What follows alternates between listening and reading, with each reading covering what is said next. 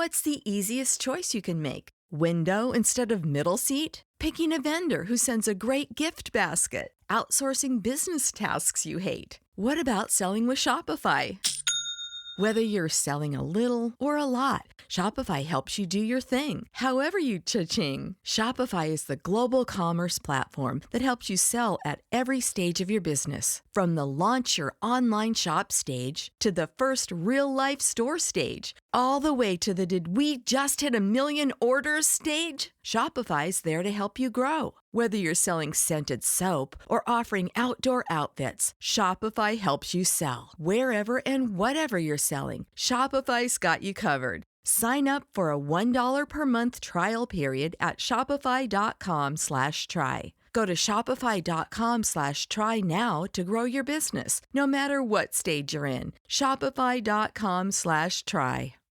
Ooh, a spicy question. I because love the writing is sort of everything, right? Like you kind of can fix plot holes, but if the writing is so some readers love that, and some readers are like, "But I wanted more of this." So it's kind of a gamble. Hello and welcome back to the Right and Wrong podcast. Joining me on this episode is award-winning translator Sawad Hussain. Hello, welcome. Hi, Jamie. Thank you for having me. Thanks so much for coming. I'm actually really excited to have you on because you are the first translator that I've had on the podcast. So, oh wow, okay, definitely representing then. Yeah, exactly. No pressure. But first, before we get into all of that, let's start with I think your most recent publication, and that is the English translation of The Djinn's Apple by Jamila Mourani. Tell us a little bit about that book. Yes, yeah. So in the UK, it's definitely my most recent publication, which is a murder mystery YA novel set in the Abbasid era, which Abbasid era is like around 700 AD. And it takes place like geographically in what is now modern day Iraq. And I mean, there's no spoilers as in by me telling you or the listeners this. I mean, I think that Jamila's father is murdered within the first few pages of the book, right before her eyes. And the rest of the book is her seeking vengeance and also trying to figure out why he was killed. And obviously, yes, who's done it. It's definitely a page turner, and there's been mixed responses in terms of some people, some of the reviews I've read, people wish that it was longer, which I think is always is better than people wishing it was shorter, right? Yeah. So I'm like, okay, if that's like your, the biggest critique you have of it, like I'm happy. And then some other people thought that actually it was refreshing that you could have like a sort of crime narrative in such a concise sort of package and read it in one sitting, which is great to hear. Yeah, I totally agree with that. I think I subscribe to the school of thought that sort of leave them wanting more is much better than if you're watching a movie or something, you're like, this could have been an hour shorter. Exactly. Yeah. So definitely happy with the reception so far. What's it like? I'm curious because like this is a translation, like it's not your story. What's it like for you when the book like this comes out and you reading the reviews? You're not reading it, I guess, from the same position as the author. Well, actually, a friend of mine, Anton Hur, says that going on Goodreads is toxic. It's kind of like touching a barrel of what's the word? Like, poisonous waste, toxic waste. Yeah. Okay. And, but I disagree because even if they're bad reviews, I like reading them. But yeah, I think I read reviews with the same amount of trepidation as an author, because even though the frame was there, and provided by the author, these are my words. Like a good translator will not translate word for word. You have to take risks. You are moving away from the original in order to come closer to it with regards to the essence, spirit of the text, right? So, it is. I'm always anxious, equal parts excited to read reviews, But I appreciate, I always like, now that I'm later in my career, because I've been translating for about 15 years now, I don't mind bad reviews. I'm just glad that like the reader has engaged with the book, whether you hate it or you love it or you feel lukewarm about it. For me, the most important thing is that you read it. Even if you didn't finish it, that's okay. But I want the book to make you feel something, wherever that lands on the spectrum of emotion is fine with me. Okay, so as long as it's not apathy, you're happy with that? Yeah, you know, I mean, if it was so bad that you're just not feeling anything, yeah, that's not a good sign. But I have a few books where people, yeah, they're quite divisive, so it's interesting. Oh, okay. And I'm interested in the actual sort of process of the logistics of you being a translator. So if we use something like Djinn's Apple, for example, and I imagine this does vary from book to book, project to project, but when it comes to like that sort of story exists, obviously the author has written that. Do you put yourself forwards to translate, or does somebody else reach out to you? So would you like the long sort of answer to this question, or? Yeah, give us all the details. Okay. Because actually, I've used the Djinn's Apple as a case study for a number of talks I've given at universities, and I have up here like the roadmap. Okay. Yeah, so just to give you an idea, this book took a bit longer because I had a kid while like I was on the journey of translating this book, so I did have to ask for an extension, but. Mm-hmm. My very initial sort of, I would say, sort of introduction to this book is I read a blog post about it in January of 2018. And then it kind of spanned all the way up until just like, when did this come out? In April of 2024 we're in now. So that's 6 years. That's a lot longer than it normally takes. Usually it takes me a year to translate a book, and then there'll be about 6 months for publicity, sending out ARCs and stuff. And then, I forgot the editing process. That's like another 3 months. So in total, usually takes 2 years, right? From when I start translating a book to it coming out. But with this book, the Djinn's Apple, once I hadn't come across it, just because, I mean, African literature written in Arabic is not as feted in the Arabic literary sphere as literature, written in the Gulf is, or, the Levant, like Syria and Lebanon are publishing stalwarts, like historically, but not so much. When you think about North Africa, there's a lot of literature coming out of there written in Arabic, but it doesn't get as much, I would say, publicity in terms of newspaper reviews and online, and even less so when you're talking about YA, right? Young adult literature, which is only now experiencing a sort of boom in the past 5 years or so.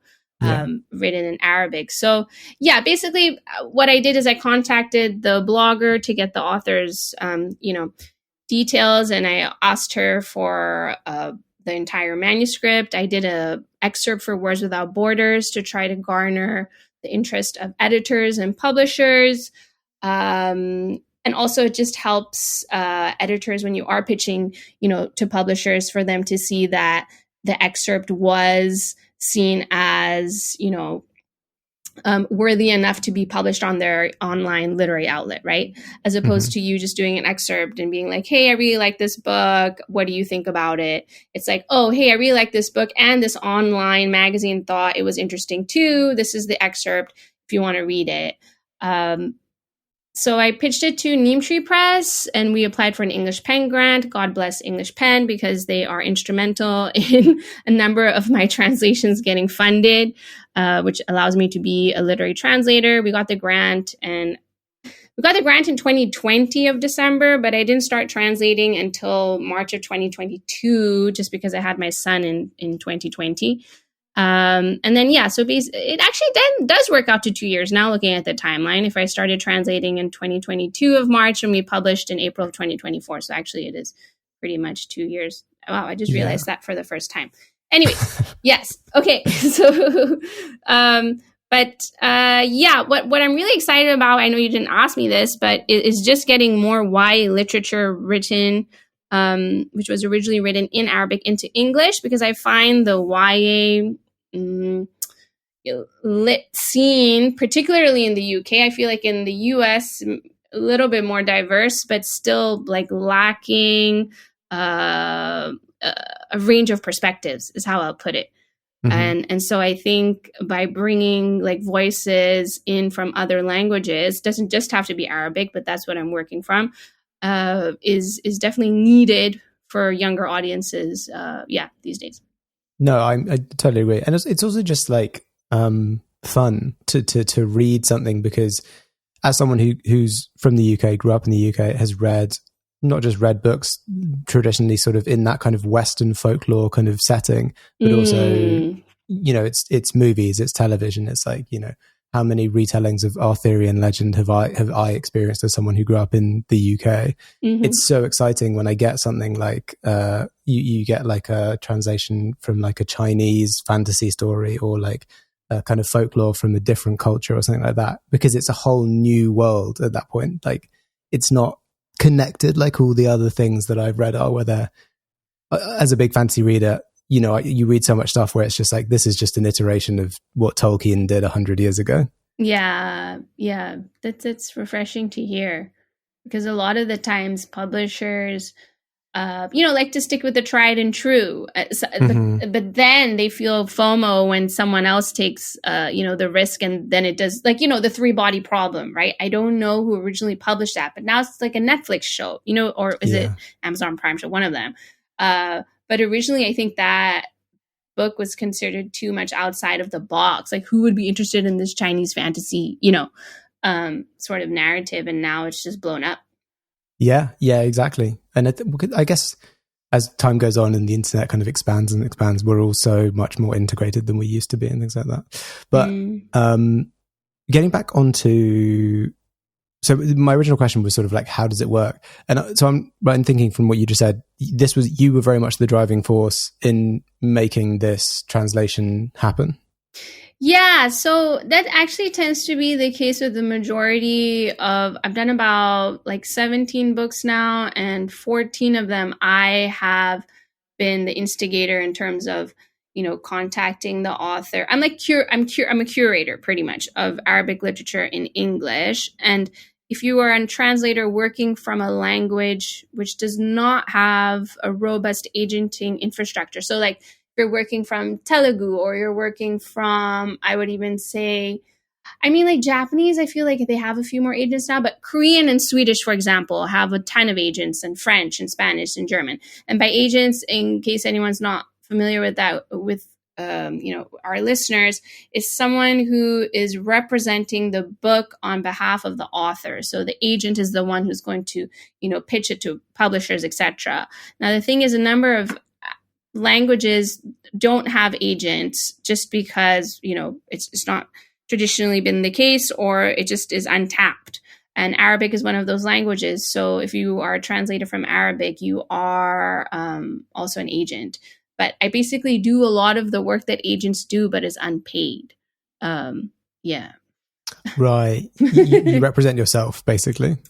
Yeah, no, I'm representing myself, but more so the author and their work. So I'm the one who's going to publishers being like, hey, there's this book. Would you be interested in translating it? And then I need to put them in touch with the author and, basically advise the author on contract terms, etc. Because if I don't do that, no one else is taking these books to publishers. And unfortunately, if we're just talking about the Anglosphere in UK and US, in-house editors do not have Arabic as a matter of course, like in their pocket, right? Many of them have French, Latin, Spanish, German. So these are all books that they can kind of research. Like literary sort of ecosystems, they can research and find out what's the latest bestseller, or who won the Goncourt, or like, all these different prizes. But for Arabic, that's not the case. It's like this unknown entity. And the only way they're able to break into it is if you have a translator who's bringing them the books, or on the rare occasion, an agent who works with Arab authors to be like, hey, this is the latest like thriller in Arabic, or this is what is really like picking up on TikTok. You know what I mean? Like, none of these trends are being shared with publishers except through the channels by which I've just like mentioned. So that's the key thing, is that they just don't have the information. And that's another issue, right? There was like this report released, I think 2-3 years ago, just about like who works in publishing in both UK and US. But this report focused primarily on the UK, and a majority of it, are white people, which is not an issue. But what's concerning is that the number of people in publishing who, like, you were just mentioning, right, Arthurian legend, and like retelling of Greek mythology, etc. Like, if you grew up with a very particular understanding of like what is good literature, or your understanding of, literature needs to look like this or sound like this, you're not going to want to venture out to see like what other literatures there are. So you'll just be acquiring German books, French books, Spanish books. But what about books written in Taiwanese? What about books written, in Uzbek?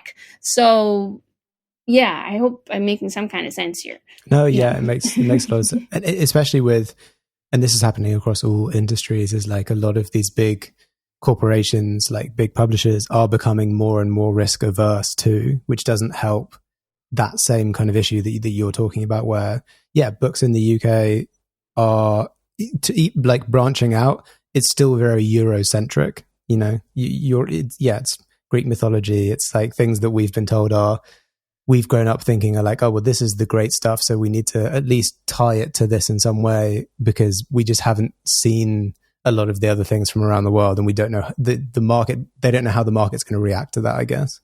Yeah, exactly. And I think what I was trying to say when it said in the report that most people in publishing are white, I'm not saying that, oh, if you're white, like you can't be exploring other cultures or literatures. I'm just saying it's more likely than not, if you grew up in a household which was only exposed to one culture, one language, it's less likely that you are going to want to acquire, literature from other countries, as opposed to someone who grew up in a different country, you know what I mean? Mm-hmm. Or with a different language set. Like, that's why I think the key thing is there needs to be like, and I don't like this word, but diversification, like in the publishing industry with the acquiring editors, etc. Because you can have like, there's this whole thing about movement within literary translators.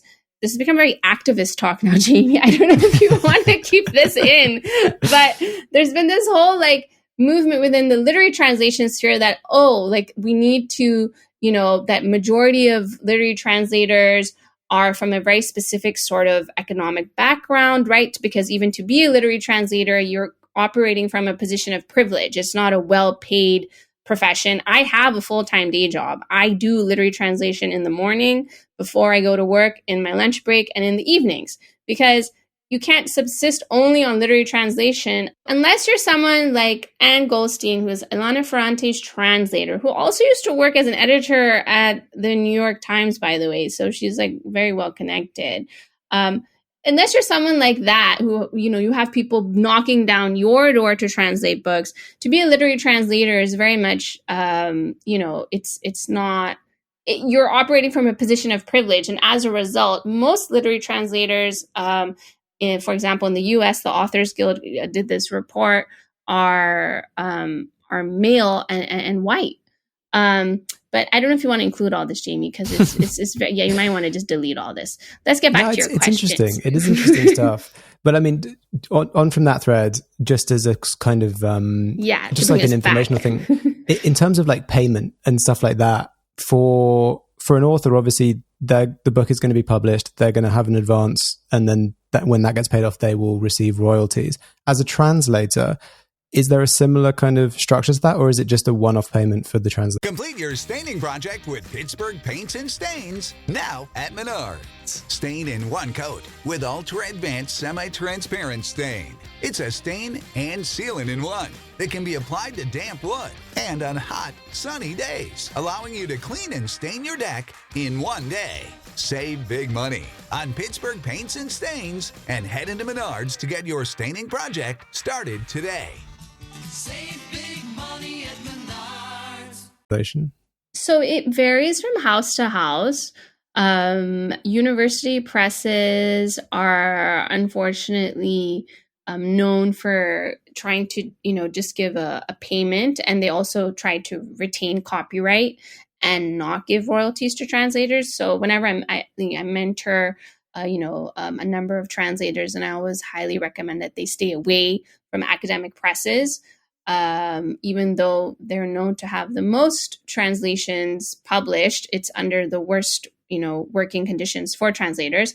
One of the best houses I've worked with in terms of, contracts and even the editing process was Fitzcarraldo Editions, which, as I'm sure you and our listeners know, they are the house which has published Nobel Prize winners and winners of the international Booker prizes like Olga Tokarczuk, etc. So they gave me royalties from first copy sold, which is still something that a lot of translators fight for, because sometimes in your contract, they'll say, okay, your whatever payment you're receiving, you have to earn out before you can get royalties. So you have to sell like 15,000 copies, which is really rare because the average literary translation in the UK only sells between 300 to 350 copies ever. So if you get over that threshold, that means like your book, you should be very happy as a translator. If you sell over that. And that's something I've been doing, is like keeping a record of how much each of my books are selling, just to get an idea of where things fall, even if I don't get royalties from those books, right? Neem Tree Press, again, is a wonderful house where I do get royalties from the first copy sold, which is great. But there are a number of houses I've worked with who are well reputed, but don't give royalties to translators in essence, because it needs to take about 30, 40 years to earn out. And that's even if you ever do. So, yeah. Okay, that's interesting. But it is kind of similar to the payment structure that authors get, in that there is an advance which you can earn out and then you will receive royalties. Yes, yeah, except authors obviously get a higher percentage of royalties. And then if you even start thinking about, like, this is something interesting that happened. I don't know if you or the listeners would be interested in this, but one of the books I co-translated, which is about, it's called The Book Censor's Library. It just came out with Restless Books in the US, and it will be published with Selkie's House, which is a Scottish press, in the autumn. And the book has been doing so well that it's been selling into other languages, right? Which, as in the Arabic book, like once publishers in Italy and Russia have seen the book in English, they want to buy the rights. But what's different this time is they want to do this thing called relay translation, where they want to translate from my and my co-translator's English translation into Russian and into Italian. So they're bypassing the Arabic altogether, which is interesting, because usually that usually happens like under the table, where, people might translate from your English translation and they don't tell you about it. But if they do tell you about it up front, as a translator, you're meant to get some sort of financial compensation for that, because those are our words that you're translating from, as opposed to translating directly from the Arabic. And that happens a lot when you're working with languages like, Korean or Vietnamese, etc. There's not many translators working in, let's say, like Russian to Vietnamese, right? Or like Korean to, Italian or something. So they'll go through via like the English translation in order to get it into their language. But it just goes to show that there's so many things translators have to be aware of, other than just the contract. Other than just the craft of translation. And I have to admit, like with each contract I do, I'm always like, oh man, like I should have done that. And then you remember it for the next book. Like, oh, I should have asked for this. Yeah. That's so interesting. So for some translations, I imagine there's a sort of Chinese whispers element to the thing, where it's like the translation of a translation of a translation. Yeah, that's what they call relay translation.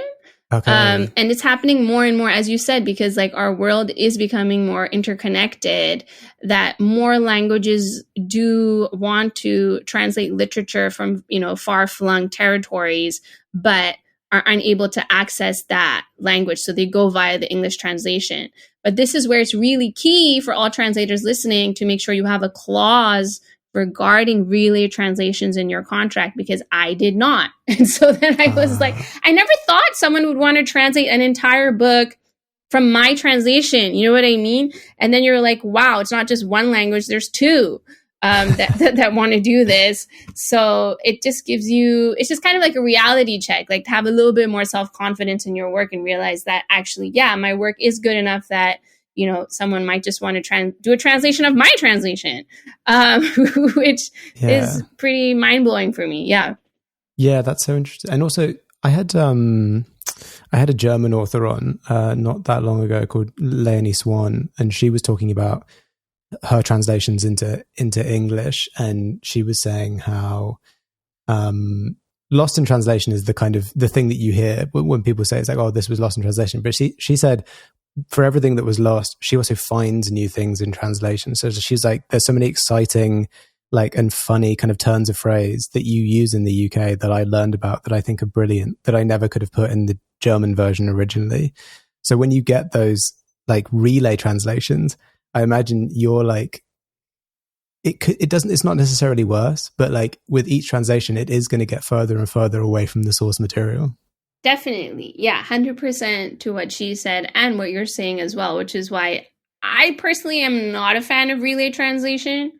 Unless you have access to the translator, to just double check things and ask things, because there's just so much unseen. When I'm translating work, I take leaps of faith, right? I ask the author for, better understanding of certain passages, but in order to get, maybe the humor across, definitely when translating humor, I have to move maybe 4 steps away from the original Arabic in order to make it make sense in the English for the reader. Because if I translated it as it is, it just would fall flat. Yeah, because I imagine every country, even if you look at countries that have the same language, like the US and the UK, the sense of humor is wildly different. Yeah. So different. I mean, even in just this podcast, I've used so many sports metaphors because American English uses a lot of sports metaphors. Whereas in the UK, that's not as common. Yeah. I mean, but the thing is, we know them all from television and movies. So yes. we'll understand what you're saying, even if we don't play baseball in the UK. Well, I don't even play baseball and I say these things. You know what I mean? Yeah, we all do. Yeah, you can't escape it now. Yeah. What's funny is I actually read an article recently about how obviously in English, sports metaphors were the kind of universal thing that a lot of people could understand. So that's why they became integrated into the language. But the new thing is video game terms, apparently, which are now getting added into the dictionaries because that's the new universal thing for young people. Which I thought was interesting. Can you give an example? So you see them sometimes in they've hit memes and stuff now. So owning people. Oh. That's come from video games. I think nerf. Is a video game term which now means to make something worse, is to nerf it. Okay. No, I didn't know nerf, but I've heard about owning, but I didn't know that came from video gaming. Yeah, it came from video games. Yeah. So there's a lot of these words which are just creeping in because that's the new universally understood kind of medium for young people, I guess. Oh, wow. I'm always so amazed when they add new words to the dictionary. I just find it very exciting and also encouraging because there are a lot of languages which do not update their dictionaries, right? And it's just sort of, namely Arabic is one of them where the newer usages of language are just codified verbally, in an oral manner as opposed to having it written, which I think is always great. Yeah. Okay. Before we head over to the desert island, I did want to quickly ask, as someone who does translate sort of professionally, how did you get into it? Or how did you kind of first find your way into doing that? Yeah. So unlike a number of my colleagues who, tend to say that they accidentally fell into translation, or that, they just meandered and ended up on the translation sort of road, I was very much actively chose to be a linguist. I had gone to the US to do pre-med. Coming from South Asia, usually the sort of 3 professions your family encourages you to pursue are either law, medicine, or banking, right? So I was since I was young, I was okay, first I wanted to be a veterinarian. Turns out I'm allergic to half the animals, so that had to be scrapped. Then I'm like, okay, kids, yeah, I'll be a pediatrician. So like then, I studied medicine, went to the US, did first year pre-med, and realized that actually this isn't for me. At the same time, I was taking an Arabic language course because Arabic is not my native tongue, and French at the same time. And I just loved Arabic. And my teacher was actually Ukrainian, funnily enough, for my Arabic class. And I was like, wow, if she can achieve this level of fluency, she was blonde haired, blue eyed. And I was just like, why can't I? Like, I can also learn Arabic, right? And she was just so engaging. I think this speaks to the power of teachers. Like, I used to be a teacher as well, but I think sometimes people forget how much of an impact teachers do have on us as individuals. And she really just shifted my life course. So I left pre-med to the great chagrin of my family. And they're like, we didn't send you abroad to study languages. You already speak a number of languages. You don't need any more. And just pursued Arabic and French. And when I graduated, by then I was doing I knew that I liked translation, but I didn't really know it was something I could make a full-time sort of. And by full-time, I mean, as I said, I have a day job still, but I'm still like in, all my other moments I'm translating. So I became a teacher. I was teaching languages. So I was teaching Arabic and French, but doing translation at the same time. But it was in 2008 when I was doing my master's degree that, it was a long time ago. I was approached by an agency to translate this manuscript of a Palestinian novel. And that was like within a year of then I had graduated. And so when I did that, I got paid for it. And I was like, hey, this was like so great. I loved it. I can do it for my life. But then it took me 7 years to get my first contract with an actual publishing house in Hong Kong. And that was after really as they say, grinding away and knocking on doors and doing samples and readers' reports, etc. So when I mentor translators today, and if they don't have a contract within a year, I'm like, listen, it's just a year. You wait a little bit more. So on average now, they're getting it within 2 years. They'll get a contract, if not quicker.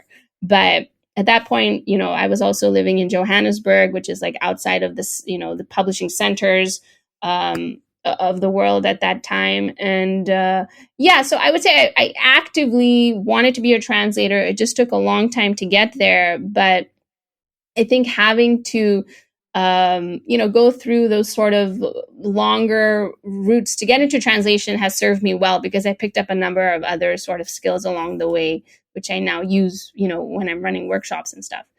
So, okay. So yeah, I mean, it's very much, I knew I wanted to do translation. It was just, I didn't know how to get into it. What it was. Right. And I didn't have a mentor at the time. And these days, thankfully, they have mentoring schemes and stuff for literary translators. But at that time, there was just one, and it was the BCLT one, which is the British Center for Literary Translation. I applied for it 3 times and I got rejected, and I stopped applying. But what's really funny and a full circle moment is I have been their mentor now for the Arabic track for 4 years. So it's hilarious. So I'm always really happy to share that story. Yeah. That's funny. It all came full circle in the end. Yeah, got there in the end. Amazing. That's a great story. And that brings us to the point in the episode where we wander over to the desert island, and I ask you, Sawad, if you were stranded on a desert island with a single book, which book do you hope that it would be? Okay, but before I answer, can I ask what you would take to the desert island? Has anyone ever asked you this?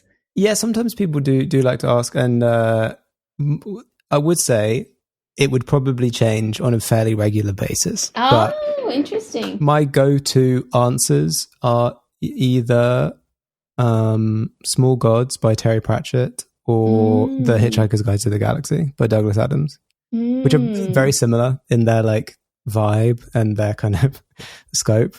Just kind of very lighthearted, silly, but strangely meaningful comedic adventures. Yeah. So when you ask this question, I'm kind of going back and forth between 2 books. One of them is Sawad Hussain's A Thousand Splendid Suns. But then I'm just like, I don't want to be sobbing the whole time on the desert island. So, because I mean, it's just such a great book. Mm-hmm. And then I was, it sounds so, but then I don't even know like which. The other thing I was thinking of is like just taking like and it sounds so dorky, but just like a massive dictionary, which is, and just because I don't know how long I'll be there, but I was like, if I'm there, I might as well like do some, self-improvement while I'm out there and like, continue to learn new words. I really like when I'm reading, I'm kind of like a word magpie. Like I'm always writing. I have these notebooks and I just write down words or phrases that I like. So that's just kind of a daily practice for me. So I feel like having a dictionary would allow me to do that. Although I prefer to do it like when I'm reading, fiction or nonfiction, as opposed to just have dictionary entries. But if it's only one book, right, as opposed to like two, I would just take a dictionary with me, an English language dictionary. Yes. Okay. Yeah. Like a thick one, that's cool. like I a like a really heavy one. Yeah, that's a good one. And then you could learn all the video game terms. Right? Exactly. If it's an up-to-date edition. That way when like I am found by whichever search party is hopefully looking for me, I can just jump back into the world. and I'm up to date. Yeah, exactly. That being said, I feel like the way that, especially English language, like the speed at which it's evolving is so hard to keep up sometimes. It really is, but even though so this is why I find it funny, like even though the dictionary will update itself, when you're translating, into English, the pushback you get from editors so many times to be like, oh, this word, like, even the word like Djinn, right? Like the Djinn's apple, for bringing it back to the book now. And a few other words in here, but even if we're thinking about the word like Djinn, I'm not saying this happened with Neem Tree Press, but it has occurred where I've used that word in a different, context in a different book. Editors will be like, oh, shouldn't we just say like spirit or like demon or, ghost or something like this? And I'm like, no, like the word is Djinn, it's in the dictionary. And they're like, oh, but even if it's in the dictionary, like how many people will know it? And so that's why I'm just like, if the word's in the dictionary, it has been approved. Like it's in a common usage, like widespread enough usage to be codified. Like if it's in the dictionary, I'm putting it in my translation.